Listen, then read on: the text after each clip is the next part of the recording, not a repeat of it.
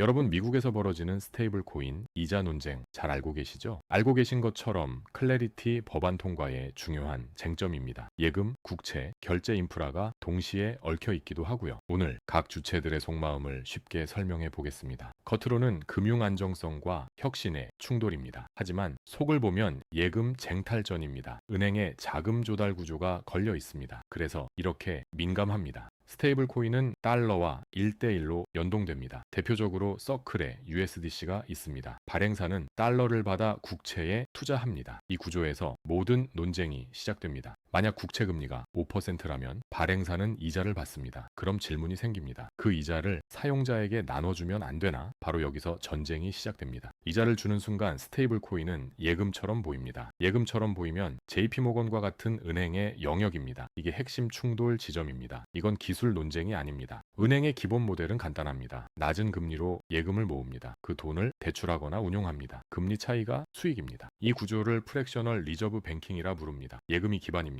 예금이 빠지면 대출도 줄어듭니다. 은행은 이걸 가장 두려워합니다. 스테이블 코인이 3-4% 이자를 지급한다면 예금 일부는 이동합니다. 은행 자금 조달 비용이 오릅니다. 이건 단순 경쟁이 아닙니다. 그래서 은행은 말합니다. 금융 안정성이 중요하다. 틀린 말은 아닙니다. 하지만 속에는 예금 방어 본능이 있습니다. 모건 스탠리, BOA와 같은 대형 은행은 특히 계산적입니다. 우리가 왜 크립토 시장을 키워줘야 하지? 이 질문을 내부적으로 던집니다. 경쟁자의 네트워크를 키워줄 이유가 없습니다. 그들은 이미 결제 인프라를 갖고 있습니다. 카드 네트워크, 실시간 송금 시스템, 내부 청산망, 굳이 퍼블릭 블록체인을 키워줄 이유가 약합니다. 그래서 협력은 하되 속도는 조절합니다. 하지만 한편으로는 부러워합니다. 24시간 글로벌 결제, 중개기관 없는 정산, 이건 대형 은행의 오랜 숙제였습니다. 코인베이스를 필두로 한 크립토 진영은 겉으로 탈중앙화를 말합니다. 은행 없는 금융을 말합니다. 자유를 말합니다. 이상은 분명합니다. 하지만 속으로는 현실을 압니다. 기관 자금이 들어와야 시장이 커집니다. ETF, 연기금,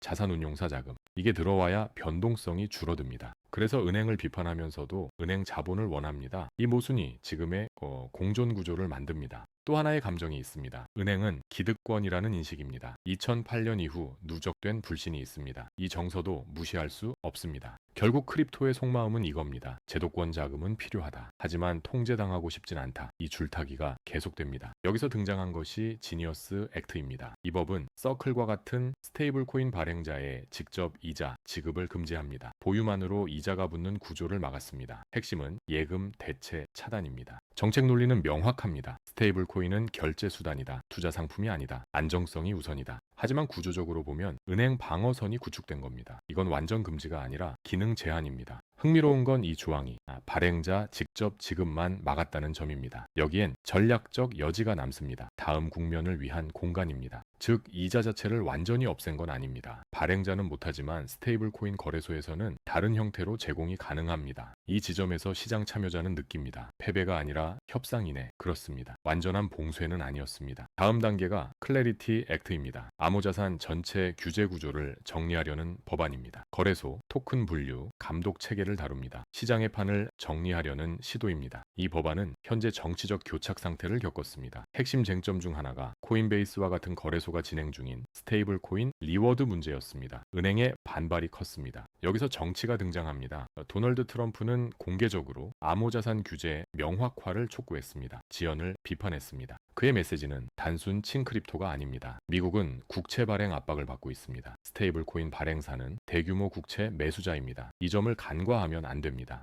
서클, 테더 같은 기업은 이미 거대한 국채 보유자입니다. 스테이블 코인은 국채 수요 흡수 장치입니다. 정부 입장에서 이 구조는 매력적입니다. 디지털 달러가 국채를 자동으로 사줍니다. 재정 전략과 연결됩니다. 그래서 정치권은 완전 차단 대신 통제된 허용 쪽으로 기웁니다. 금융 질서를 흔들지 않는 선에서 확장을 허용합니다. 이게 바로 이자 금지와 리워드 허용의 흐름입니다. 예금은 보호합니다. 결제는 확장합니다. 타협 구조입니다. 여기서 질문이 생깁니다. 결제는 어디서 이루어질까요? 대부분 이더리움 위입니다. 이게 구조적 포인트입니다. 스테이블 코인 발행량 증가, 온체인 거래 증가, 가스비, 수요 증가, 트래픽이 쌓입니다. 은행은 이자를 막았습니다. 하지만 네트워크 사용까지 막진 못합니다. 결제는 계속 이동합니다. 조용히 인프라가 강화됩니다. 이건 제로섬이 아닙니다. 역할 분리입니다. 저축은 은행, 결제는 블록체인. 하지만 속마음은 다릅니다. 은행은 블록체인을 흡수하려 합니다. 프라이빗 체인, 토큰화 예금, 자기 방식으로 구현합니다. 크립토는 예금 기능을 탐냅니다. 스테이킹, 디파이, 리워드 구조, 조금씩 경계를 시험합니다. 이건 영역 침범 게임입니다. 공식적으로는 분리, 비공식적으로는 확장, 긴 협상입니다. 시장은 이미 방향을 봅니다. 누가 예금을 가져가나가 아니라 누가 트래픽을 쌌나 이 질문으로 이동했습니다. 단기적으로는 규제 뉴스가 변동성을 만듭니다. 특히 비트코인과 이더리움이 반응합니다. 정책 기대감이 가격에 반영됩니다. 중기적으로는 스테이블 코인 사용량이 핵심 지표입니다. 결제량, 활성 주소, 온체인 거래량. 이게 진짜 데이터입니다. 장기적으로는 국채와 블록체인의 결합입니다. 토큰화 자산이 늘어날수록 온체인 금융은 제도권화됩니다. 은행은 이렇게 생각합니다. 우리가 크립토처럼 빠르고 싶다. 하지만 예금은 지키고 싶다. 이중 전략입니다. 크립토는 이렇게 생각합니다. 우리는 은행을 대체하고 싶다. 하지만 은행 자본은 필요하다. 현실적 타협입니다. 그래서 지금은 전쟁이 아닙니다. 서로를 시험하는 공존입니다. 권력 이전의 과도기입니다. 이자 금지는 패배가 아닙니다. 구조 조정입니다. 리워드 허용은 숨구멍입니다. 시스템 안으로 들어오는 과정입니다. 결제 인프라가 이더리움에 쌓이면 네트워크 효과는 강화됩니다. 보이지 않게 가치가 축적됩니다. 국채, 예금, 블록체인이 연결되는 순간 금융의 경계는 흐려집니다. 그 지점이 다음 국면입니다. 지금 벌어지는 일은 이자 논쟁이 아닙니다. 예금 국채 결제 인프라의 재배치입니다. 그리고 그 재배치의 중심에 우리가 서 있습니다. 오늘은 각 주체의 속마음을 나눠봤습니다. 투자에 작은 도움이 됐기를 바랍니다. 끝까지 들어주셔서 감사합니다. 또 뵙겠습니다.